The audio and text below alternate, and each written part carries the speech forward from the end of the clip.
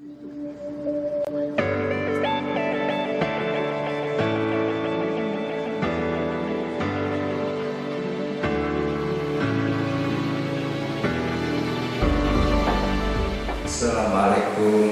warahmatullahi wabarakatuh. Bismillahirrahmanirrahim. Alhamdulillahi rabbil alamin. Wassalatu wassalamu ala nabiyyina amin Muhammadin wa alihi wa sahbihi ajma'in. Amma ba'du. Anak-anakku, santriwan santriwati Ma'had Ar-Rawdatul Ilmiyah Kertosono Nganjuk. Alhamdulillah pagi hari ini kita bisa ketemu lagi dalam acara yang sangat amat mulia, yaitu kajian tafsir Al-Quran. Kemarin sudah saya terangkan arti taubat. Kemudian mengapa di dalam Islam ada syariat taubat. Kemudian sudah saya terangkan bahaya-bahaya dosa yang dilakukan oleh umat manusia. Sekarang saya lanjutkan. Karena Allah itu punya sifat Ar-Rahman Ar-Rahim, maka Allah tidak ingin hambanya menderita gara-gara dosa, menderita di dunia, menderita di alam barzakh, menderita di akhirat nanti. Sebagai bukti Rahman Rahim Allah kepada umat manusia, maka Allah menyuruh kepada umat manusia untuk bertaubat. Yang melakukan pelanggaran demi pelanggaran bisa dihapus dengan cara taubat.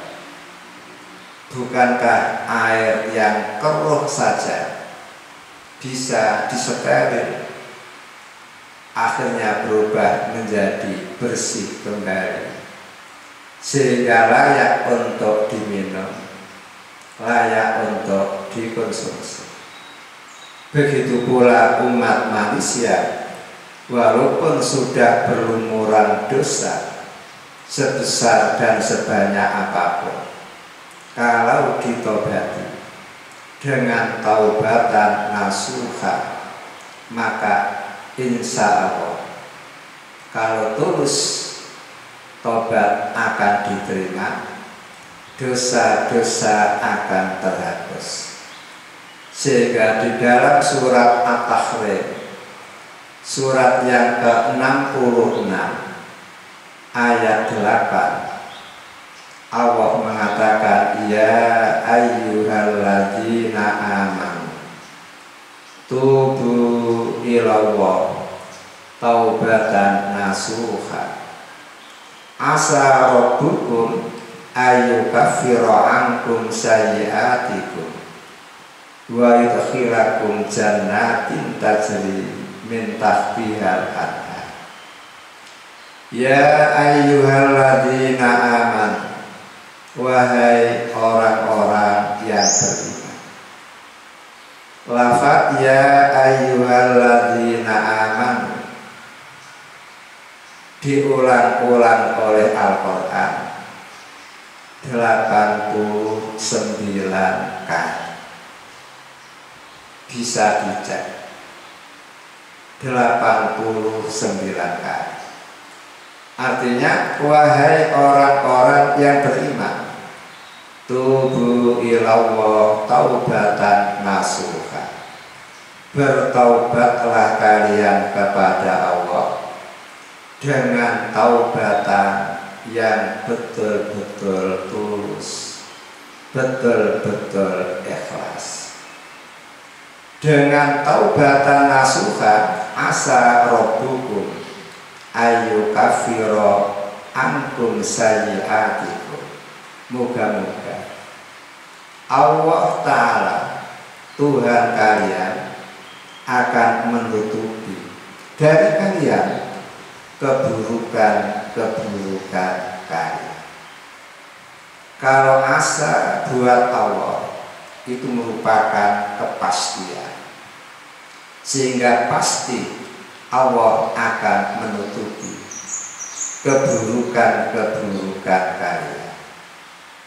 Setelah keburukan ditutupi oleh Allah, dosa-dosa diampuni oleh Allah, wa yudkhilakum jannatin, Allah akan memasukkan kalian ke dalam surga, tajri min tahtihal anhar, di bawah surga, di kanan kiri surga, depan belakang surga ada beberapa sungai yang mengalir.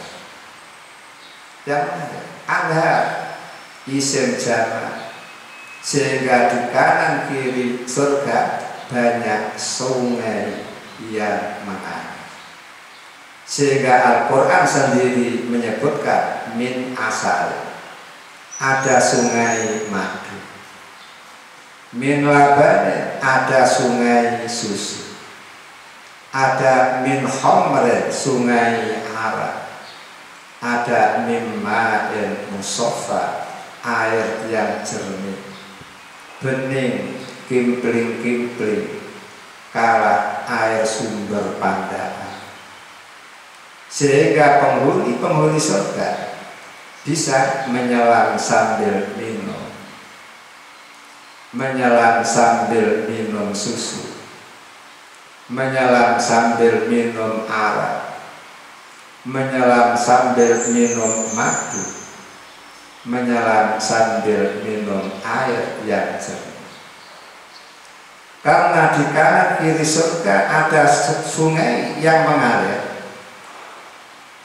menunjukkan betapa sejuknya udara surga, betapa suburnya tanah-tanah surga, betapa banyaknya tanaman-tanaman yang tumbuh, bunga-bunga yang warna-warni menghiasi keindahan taman-taman surga. Itulah yang akan dijanjikan oleh Allah buat orang yang beriman, walaupun dia pernah berlumuran dosa. Yang penting bertaubat terlebih dahulu sebelum meninggal dunia. Di samping Al-Quran menyuruh umat manusia untuk bertobat, ternyata Nabi Muhammad pun menyuruhnya. Di dalam hadis Imam Muslim, Nabi Muhammad mengatakan, ya ayyuhan nas, tubu ilallah wastaghfiruhu fa inni atubu fil yaumi mi'ata marratin. Wahai segenap umat manusia, bertaubatlah kalian kepada Allah dan minta ampunlah kalian kepadanya, maka sesungguhnya saya bertaubat kepada Allah dalam satu hari 100 kali. Pada Nabi Muhammad maksumun, orang yang dipelihara dari dosa, orang yang dipelihara dari noda, memberi contoh, memberi pelajaran kepada kita, masih bertaubat 100 kali tiap hari. Bagaimana dengan kita, umatnya, yang tidak bisa terlepas dari dosa, dari noda? Sudah barang tentu harus memperbanyak istighfar, harus memperbanyak bertaubat lebih dari itu. Inilah bukti bahwa Islam itu luar biasa indahnya. orang yang berlumuran dosa bisa dibersihkan kembali cukup dengan bertaubat kepada Allah, cukup dengan beristighfar kepada Allah. Kemudian perlu diketahui, ayu dzambin yutabu, dosa yang mana yang harus ditaubati, dosa yang mana yang harus ditaubati. Karena menurut ketentuan Al-Quran, Al-Hadis, bahwa dosa itu secara garis besar ada dua. Ada yang disebut Al-Kabair, dosa-dosa besar. Ada pula As-Shaghair, dosa-dosa kecil. Hal ini sesuai dengan pernyataan Allah di dalam surat An-Nisa ayat 21. Allah mengatakan, in tajtanibu kaba'ira ma tunhauna anhu nukaffir ankum sayyi'atikum wa nudkhilukum mudkhalan karim. In tajtanibu, jika menjauhi kalian kaba'ira ma, besar-besarnya sesuatu, tunhauna yang dilarang kalian, anuhu darinya, nukafir tentu akan menutupi kami, angkum dari kalian, sayyi'atikum keburukan-keburukan kalian, warudkhir dan akan memasukkan kami, kum kepada kalian, mudkholan di tempat masuk, kariman yang terhormat, kariman yang mulia. Artinya, in tajtanibu kaba'ira ma tunhauna anhu nukaffir ankum sayyi'atikum, jika kalian bisa menjauhi besarnya apapun yang dilarang, kami Allah akan menutupi dari kalian keburukan-keburukan kalian, dan kami akan memasukkan kalian di tempat masuk yang terhormat. Tidak ada tempat masuk yang terhormat melebihi surga. Dari sini nyata sekali bahwa dosa itu ada kabarnya, dosa kelas berat, dan ada shaghair, dosa kelas ringan.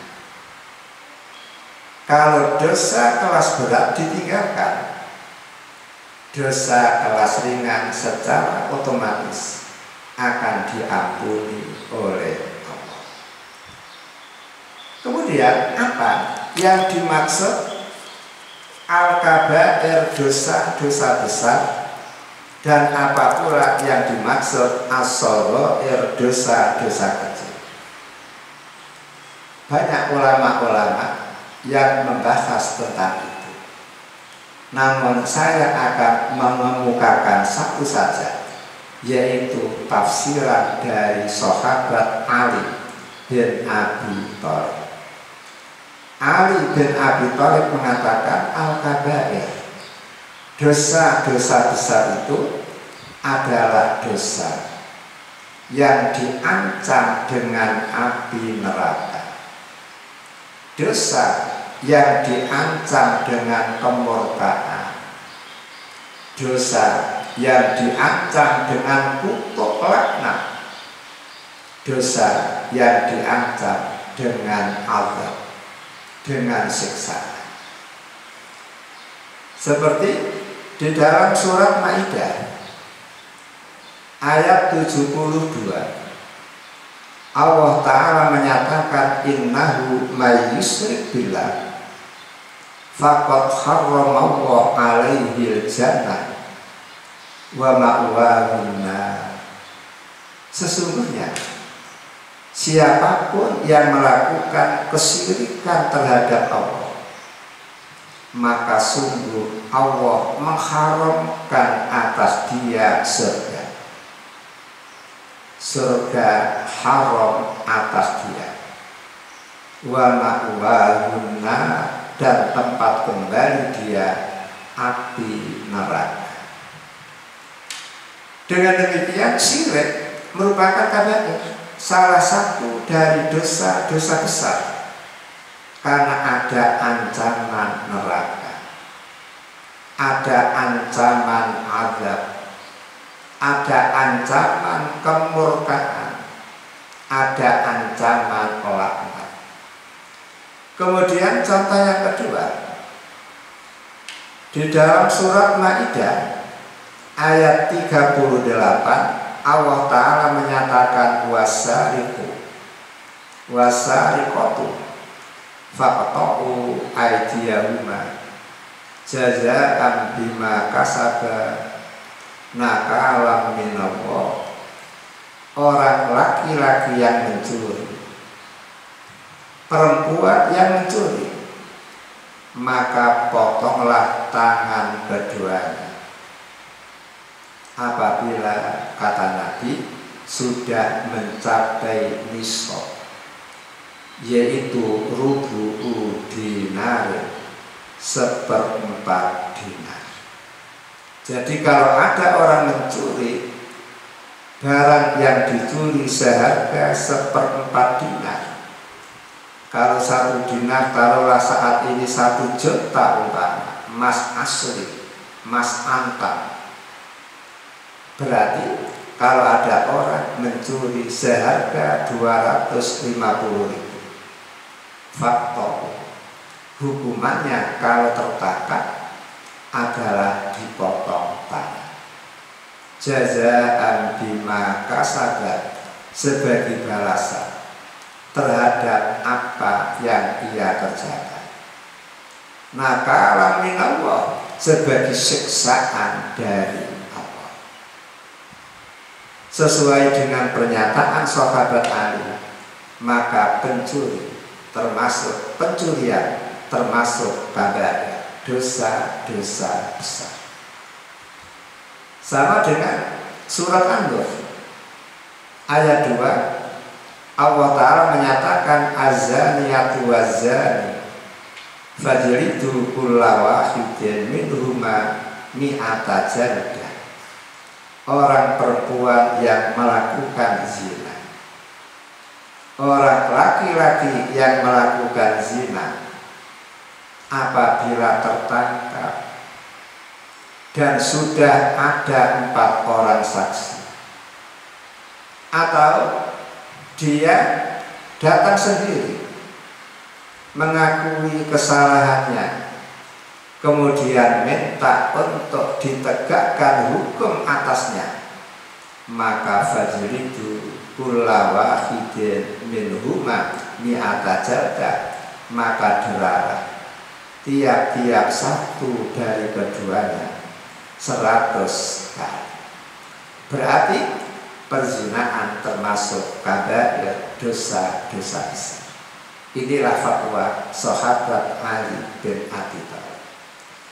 Kemudian apa shaghair? Shaghair adalah dosa yang tidak disebut jenis hukumannya. Dosa yang tidak disebut jenis hukumannya, baik di dunia maupun di akhirat. Seperti dalam sebuah hadis, ada seorang laki-laki datang menghadap Nabi Muhammad. Kemudian beliau mengatakan, di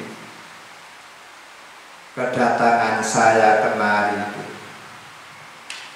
mau minta dihukum atas pelanggaran-pelanggaran saya. Nabi Muhammad mengatakan, apa yang kamu langgar? Dia mengatakan, karena saya mengetahui ada gadis cantik berdekatan dengan saya, akhirnya terpaksa saya cium dia. Ternyata setelah selesai mencium, hati saya tidak malah tenang, tentrem, adem ayem. Justru malah susah, gelisah, gundah gulana, seakan-akan dikejar-kejar oleh dosa, dikejar-kejar oleh rasa bersalah. Makanya untuk mengobati kegelisahan hati saya, agar bisa kembali tenang, tentrem seperti sedia kala, tolong tegakkan hukuman kepada saya. Sebelum Nabi Muhammad menjawab, dilalah Bilal sudah iqamah, sehingga terpaksa Nabi Muhammad berdiri keluar rumah menuju ke masjid untuk mengimami salat. Tamu pun ikut berdiri mengikuti Nabi Muhammad dari belakang. Setelah selesai salat, Nabi Muhammad masuk rumah, tamu pun datang lagi, kemudian mengatakan, ditolong tegakkan hukuman terhadap diri saya, agar hati saya menjadi tenang kembali seperti saya. Nabi Muhammad mengatakan, apakah kamu tadi ikut sholat berjamaah bersama saya? Iya. Oh, kalau begitu dosa-dosa kamu sudah diampuni oleh Allah. Si tamu seolah-olah tidak percaya. Betul. Alihada, apakah dispensasi semacam ini khusus untuk umat saya? Tidak, bali jami'i umati, tetapi untuk seluruh umat. Mengapa bisa begitu? Innal hasanat yudhibnas sayyi'at. Sesungguhnya kebaikan itu bisa menghapus keburukan. Salat berjamaah adalah hasanat. Kemudian sholat jamaah yang kamu lakukan bisa yudhibnas sayyi'at, menghilangkan sayyi'at, dosa mencium jarak. Namun sekali ini saja, jangan diulang yang kedua kali, jangan diulang yang ketiga, keempat, kelima kali, karena la sawirota ma'a isrorin wala kabirota ma'a taubatin. Tidak ada dosa kecil kalau dilakukan dengan berketerusan. Walaupun kecil, kalau dilakukan terus-menerus, maka menjadi besar seperti gunung. Wala kabirota ma'a taubatin. Tidak ada dosa besar bersama taubat. Artinya apa? Walaupun yang dikerjakan itu dosa besar, kalau ditobati pasti habis, hancur, musnah, hilang, tinggal bersihnya saja. Itulah namanya shaghair, dosa-dosa kecil. Kemudian poin berikutnya, setelah anak-anakku mengetahui perbedaan kabair dan shaghair, maka kabair perlu ditobati, kemudian shaghair cukup dengan istighfar, cukup dengan memperbanyak hasanah, perbuatan-perbuatan baik. Kemudian poin berikutnya, syurutut taubah, syarat-syarat taubat, agar taubat yang dilakukan oleh durjana bisa diterima oleh Allah sehingga bersih kembali seperti sedia kala, maka ada syarat-syarat yang wajib untuk dipenuhi. Apa itu? Bila dosa yang dilakukan itu berkaitan dengan Allah Ta'ala, maka syaratnya cukup 3 saja. Pertama, menghentikan kemaksiatan, menghentikan perbuatan-perbuatan dosa. Berhenti, jangan diulang lagi, jangan diteruskan. Yang kedua, menyesali mengapa aku terlibat dalam perbuatan dosa semacam itu, mengapa saya kok melakukan hal-hal semacam itu, padahal sangat memalukan, membuat diri hancur, membuat keluarga pun hancur. Mengapa kok terlanjur melakukan hal itu? Menyesal. Kemudian yang ketiga, berazam, berniat dengan keras untuk tidak mengulangi lagi. Lah kalau ada orang durjana melakukan dosa terhadap Allah, kemudian dia mau menghentikan perbuatan-perbuatan dosanya, menyesal atas perbuatan-perbuatan yang terlanjur dikerjakan, kemudian berniat untuk tidak mengulangi lagi, itulah yang disebut taubatan nasuha, taubat yang betul-betul tulus ikhlas. Sehingga harapan dosa-dosa dia akan diampuni. Kemudian setelah dosa diampuni, lalu mengisi sisa-sisa hidupnya dengan amal-amal soleh, maka ada jaminan untuk dimasukkan ke dalam surga.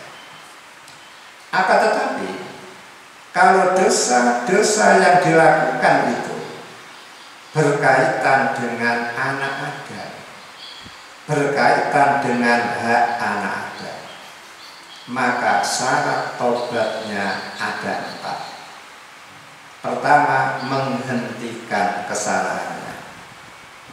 Yang kedua, menyesali atas perbuatan-perbuatan salahnya. Yang ketiga, berniat keras untuk tidak mengulangi lagi. Kemudian yang keempat, minta halal, minta maaf kepada yang bersangkutan. Kalau 4 hal ini sudah dipenuhi, harapan kesalahan dia bisa tertutup, bisa terampuni. Namun kalau syarat-syarat yang 4 ini belum dipenuhi, maka resiko besok pada hari kiamat.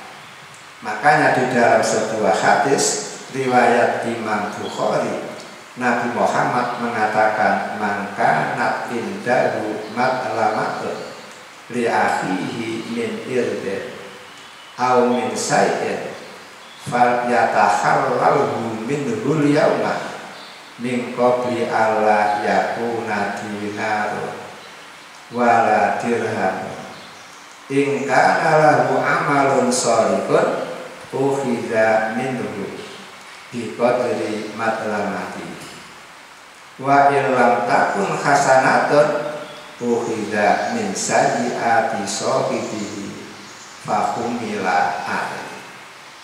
Artinya, barang siapa yang pernah melakukan kezaliman terhadap saudaranya,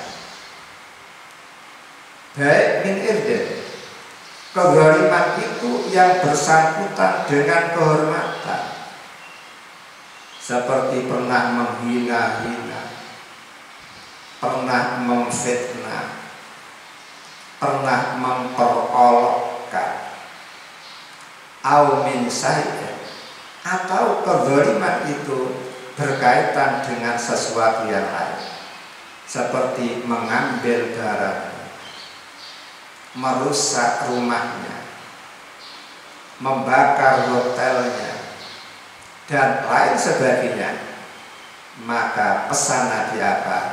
Fal yatakhallalhu minhul yauma, hendaklah dia minta halal, minta maaf kepada saudara yang dizalimi pada hari ini.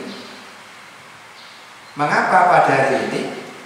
Min qabli alla yakuna dinarun wala dirham, mumpung hari kiamat belum datang.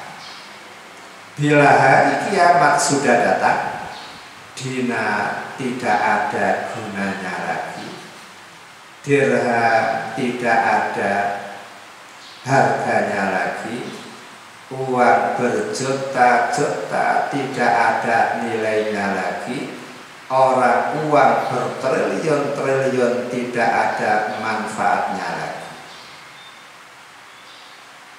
In kana lahu amalun sholihun ukhidha minhu biqadri matlamatihi, sehingga orang yang mati sementara kezaliman yang dilakukan terhadap saudaranya belum terselesaikan, maka besok ketika hari kiamat, hari hisab, ketika dia dihisab oleh Allah, saudara-saudara yang pernah dizalimi akan datang menghadap kepada Allah, lalu mengatakan, ya Allah, orang ini dulu pernah memfitnah saya sampai saya membekam dalam penjara, padahal saya tidak melakukan pelanggaran apapun, hanya gara-gara fitnah dari dia.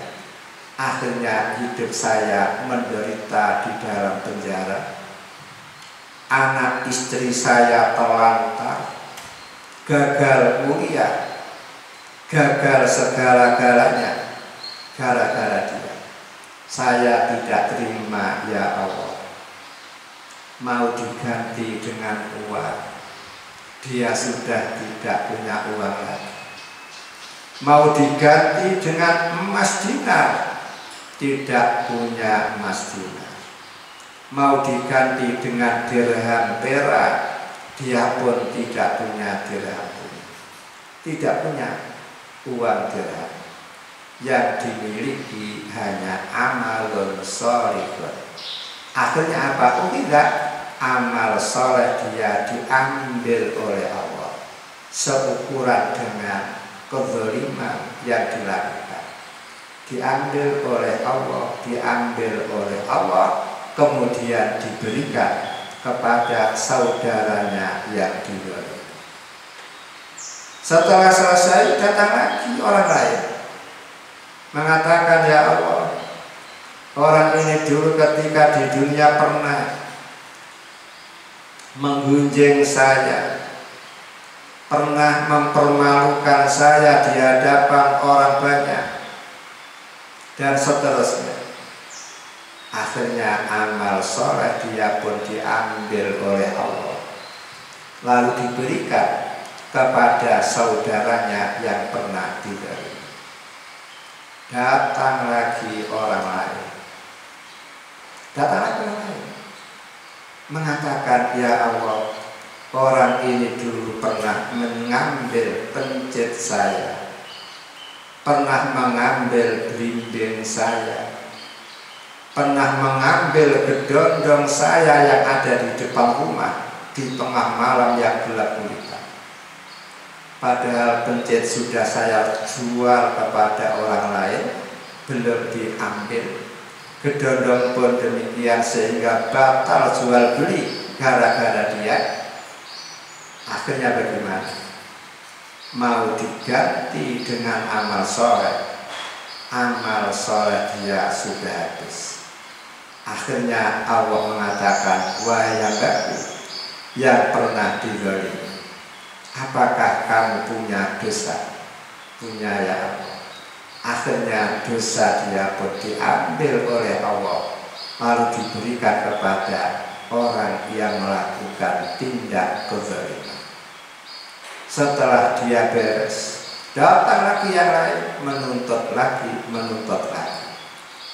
Akhirnya setelah selesai tidak ada yang menuntut, kebaikan dia habis, kejahatan dia malah bertambah banyak, dosa dia semakin banyak. Akhirnya apa? Fakulika, dia langsung dipegang oleh malaikat, kaki diletakkan di atas, kepala diletakkan di bawah, kemudian diseret-seret oleh malaikat, lalu dilemparkan ke dalam neraka. Sehingga kata Nabi, dialah yang disebut al-muflisun, orang yang bangkrut, orang yang jatuh faedah. Mengapa? Karena terlalu banyak kezaliman yang dilakukan, kezaliman terhadap teman-teman, tetangga-tetangga, saudara-saudara yang tidak diselesaikan.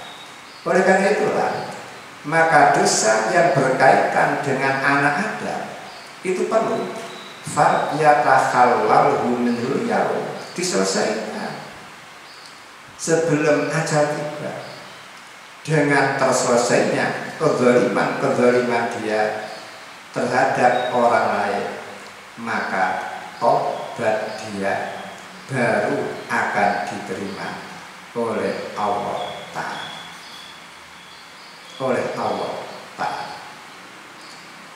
Gara-gara itulah maka di dalam buku-buku ada judul Tufahatul War, apelnya seorang pemuda yang warok, bukan warok ponorogo, yang dongdeng, tidak pedas palune pandai, disuduk mantuk-mantuk, di pedang malah daplang, di bedil malah mecicil, ditembak malah laka-laka. Bukan itu yang dimaksud warok di sini. Apa? Pemuda yang betul-betul bisa menjaga dirinya dari keharaman. Al-Kisah menjelaskan, dia pulang dari sekolah di siang hari, perut kosong berarti dia lapar, kerongkongan kering berarti dia kehausan. Begitu sampai rumah, ternyata azan zuhur dikumandangkan, sehingga dia tidak jadi makan, tidak jadi minum, langsung berangkat menuju ke masjid untuk sholat jamaah. Ketika dia mau mengambil air untuk wudhu, pada waktu itu wudhu orang-orang berada di kali sungai. Dilarang ketika dia ambil air untuk wudhu, ada apel terapung-apung. Tanpa pikir panjang, apel itu pun diambil oleh si pemuda, kemudian langsung dimakan. Maklum, perut lapar, kerongkongan kering, baru pulang dari sekolah, belum makan apa-apa, dimakan apel itu hingga habis. Setelah habis dia wudhu, kemudian dia masuk ke masjid mengikuti sholat jamaah itu. Setelah jamaah zuhur selesai dikerjakan, lalu dia teringat apel yang dimakan. Masa Allah, dia betul-betul menyesal. Mengapa menyesal? Apel milik orang lain, mengapa harus dimakan? Padahal petani yang menanam pohon apel biayanya besar, menunggu masa panen pun lama. Sekarang mengapa setelah panen apel itu diambil, dimakan? dia menyesal karena merugikan orang lain. Dan lebih menyesal lagi, dia tahu makanan haram apabila masuk ke dalam perut, apa yang terjadi? Kata Nabi Muhammad, sesuap makanan haram yang masuk ke dalam perut membuat sholat orang tidak diterima oleh Allah 40 hari. Bayangkan kalau nasi satu piring hasil haram 20 suapan, kemudian satu suap dimasukkan ke perut, 40 hari sholat dia tidak diterima. Kalau satu piring 20 suapan, tiap satu suapan 40 hari tidak bisa diterima. Gara-gara makan makanan haram satu piring 20 suapan, sholat dia tidak diterima oleh Allah 800 hari. Berarti 2 tahun lebih tidak diterima. Belum lagi kalau makanan haram itu setelah masuk diproses oleh Allah berubah menjadi air mani. Berarti air mani itu intas min haram, madiin barakan. Bila disalurkan ke istri, dilarang masuk ke dalam rahim menjadi anak, berarti anak itu intas min haram, madiin dari barakan. Betapa susahnya, betapa sulitnya membimbing anak, membina anak madiin barang halal.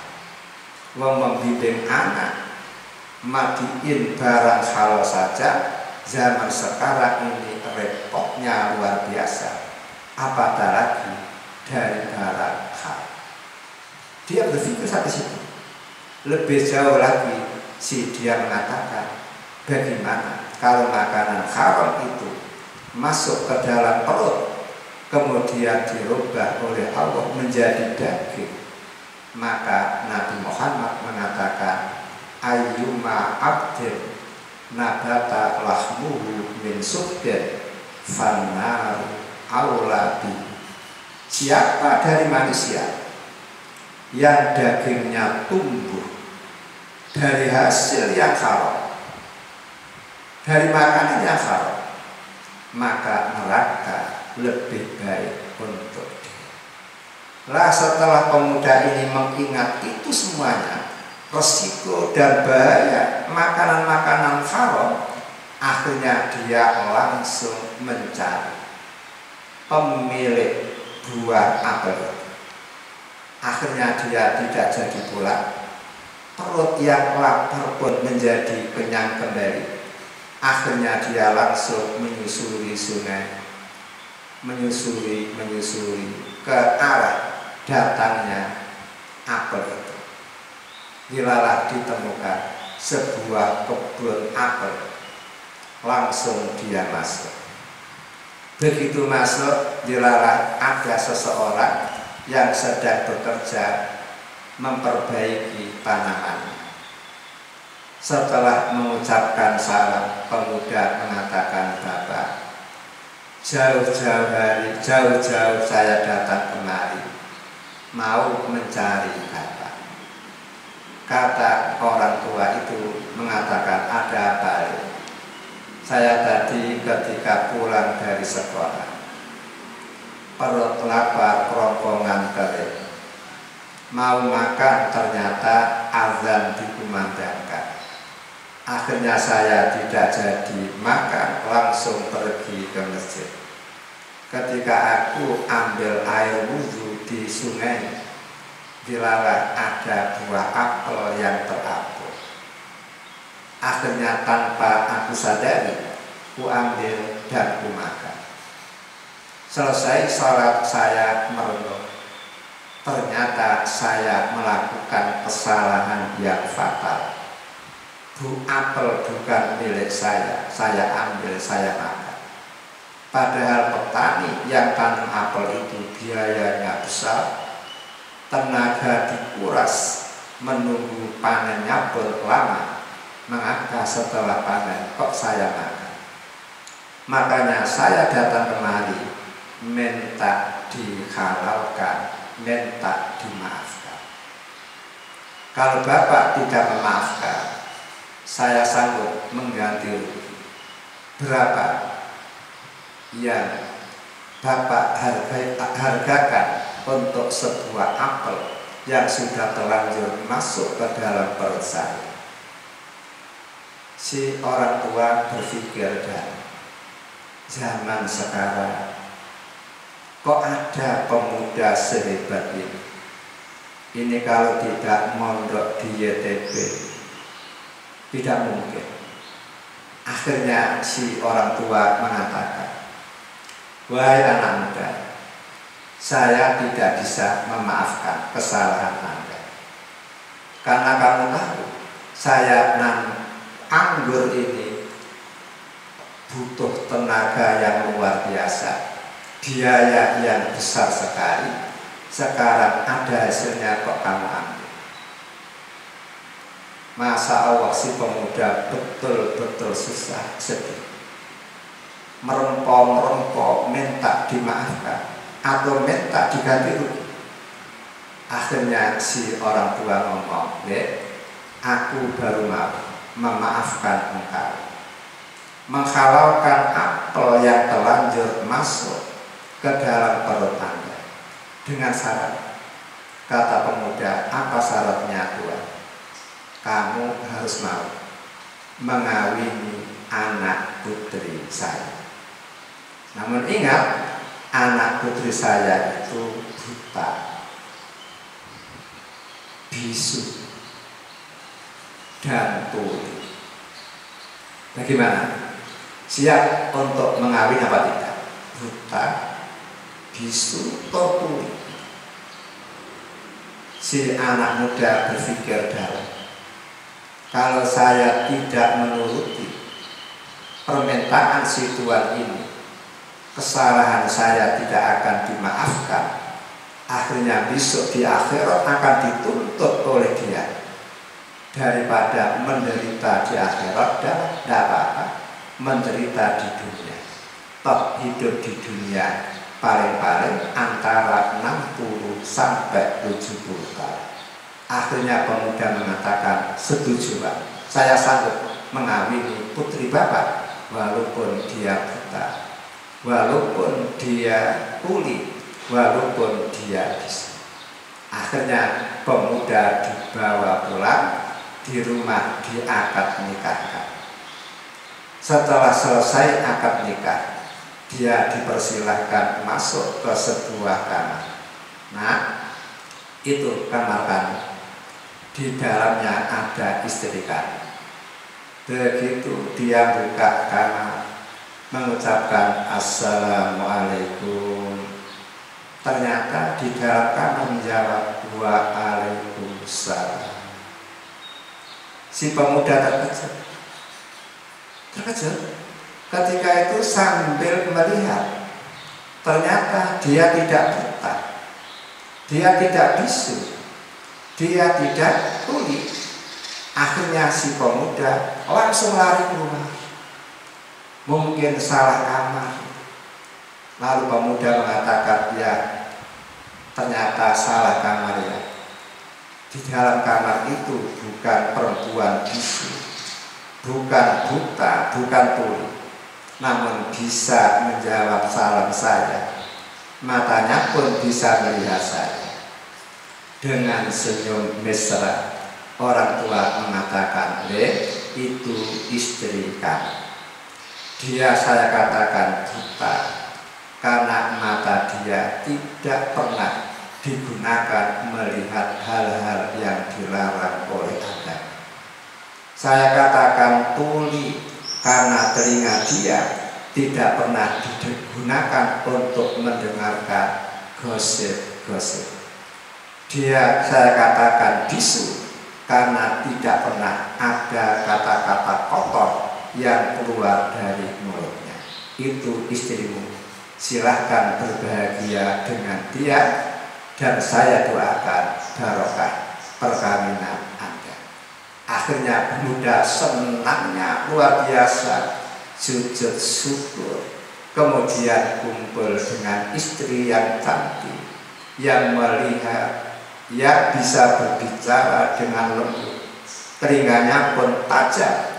Perkawinan dia melahirkan anak laki-laki yang sekarang dengan julukan Imam Abu Hanifah. Imam Abu Hanifah ini versi yang saya baca.